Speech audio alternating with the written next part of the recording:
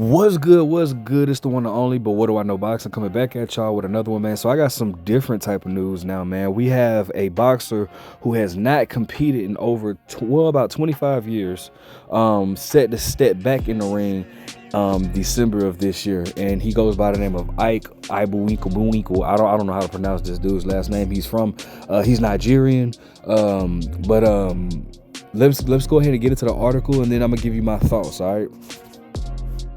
So, shout out to boxingscene.com. It says Ike Ibeabuchi. I don't know, I can't pronounce his name, but set to return to the ring in December. It says on election day, it has been revealed that the president will return to action 25 years on from his last fight. Nigerian Ike Ibeabuchi was a 1990s heavyweight contender who was 20-0 with 15 knockouts, having defeated David Tua and Chris Bird. And I actually looked up his box rec, and he was actually the first person to beat both of them. He beat both of them when they were undefeated. I think he stopped Chris Bird and he beat David Tua on points. Bird was stopped in 5 rounds, but Tua, look at that. That'd be crazy. But anyways, it says Bird was stopped in 5 rounds, but Tua was on the wrong end of a decision in a wildly excited 1997 12-round brawl that set CompuBox records for the volume of punches thrown by both fighters. But Ibeabuchi, I'm gonna just call him Ibuchi. But Ibeabuchi, for many a champion in waiting, came off the rails as he has spent many of his subsequent years in prison. He had a history of trouble, but in 1999, he was jailed in Las Vegas, where he served 16 years for sexual misconduct. He announced plans to return in 2016 after being released in Nevada. He was sent back to prison, this time in Arizona, dang, that's where I'm at, for violating parole conditions and due to a 2003 warrant he claimed to be unaware of. Released again in September 2020, he, now 51 years old, is slated to fight at the Diet Civic Center in Port Harcourt in Nigeria, December 7th. In the opposite corner will be Egyptian Aimee Frank Abbas, who has the record of 4-10 with 1 knockout, who has spent most of his career fighting in Cairo, where in 2023 he climbed off the floor to get a draw with Chris Lovejoy. They are scheduled to meet for 6 rounds. Okay, so I'm trying to see if they shout out to him, serving his time or whatnot, and let me see, serving his time and okay, here we go. And shout out to boxing247.com. I've been wanting to get more into it. I didn't think that just gave us everything, but it says now with the word weird out there, what on earth can we expect to see from Ibeabuchi, 20-0 and 15, to step in the ring with Abbas? Fans know the Ibeabuchi story and how he was seen by many people as a possibly the next great heavyweight, and his thrilling war with David Tua, recognized as the modern day classic of his KO of Bird, truly stunning to see. But then Ibeabuchi began acting strangely, with him reportedly hearing voices coming out of the air conditioning, with the highly ranked fighter insisted on being addressed by his ring name, the president. And then Ibeabuchi was jailed, so I guess he was schizophrenia, or I guess he is schizophrenia. But anyways, it says, and then Ibeabuchi was jailed for doing unspeakable things to a call girl in Las Vegas, fighting for years and years to get out of jail and be able to box again. Ibeabuchi now has his wish. It is, however, almost certainly far too late for Ibeabuchi to be able to come close to picking up where he left off way back in March of 1999. But fans will still watch the up-and-coming fight simply out of sheer curiosity, if that is, there is any TV or internet coverage of the fight. What kind of shape mentally has, as well as physically, Ibeabuchi is in today, we can only guess. How much, if anything, can Ibuchi possibly regain from his old form? How far Ike gets in his wholly unexpected comeback, we can all also only guess at. So, and then if we look at his box, if we look at his box rec,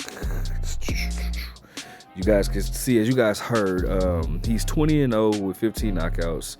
His last fight was against Chris Bird, who at the time was 26-0, but that was March of 1999. Let me see. He's been in there, like I said, with Chris Bird, David Tua, Calvin. I don't know. I thought I knew that name, but I don't. Yeah, not really any big names besides those guys or whatnot. So, he was just I don't know. Then again, I don't know because, well, yeah, I guess he was he was only pro for about 5 years though. That's a long time to be a prospect. But I don't know. We'll just see what happens. I guess let's see what happens. Now, shout out to him for believing in himself. This kind of reminds me of do you remember that guy? He fought on the undercard of Bernard Hopkins versus Chad Dawson, the first one. I think his name was like Dewey Bozella or whatever.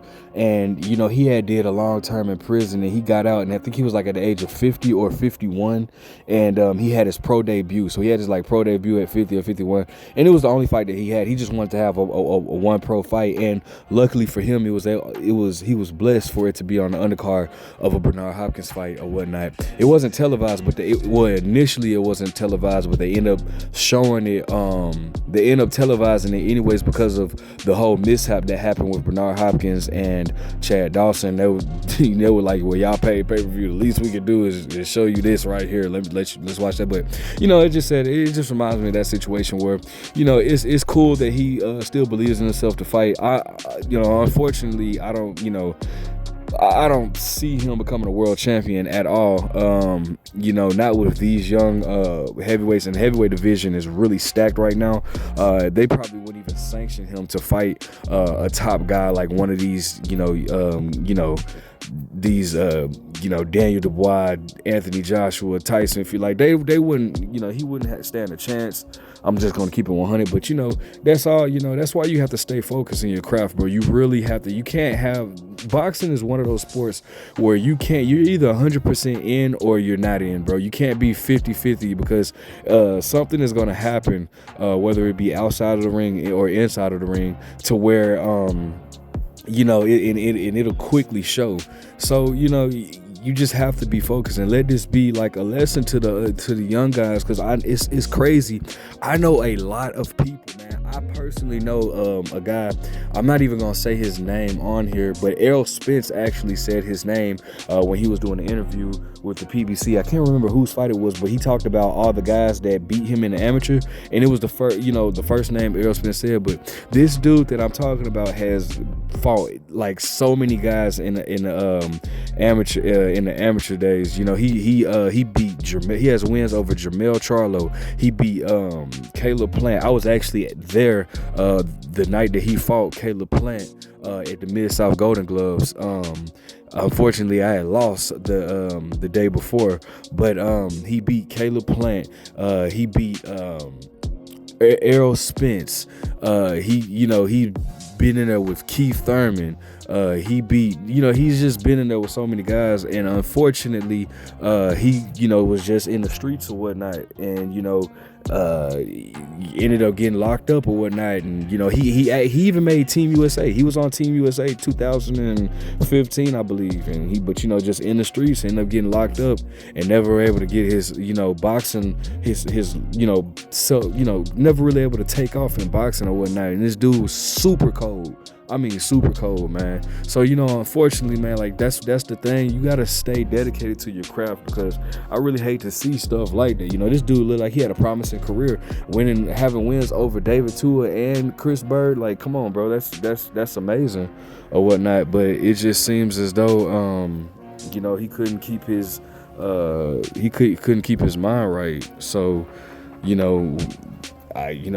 God bless him coming back. Obviously, I don't see it. I don't see him having much success, but it is what it is, man. We'll see where he goes from here.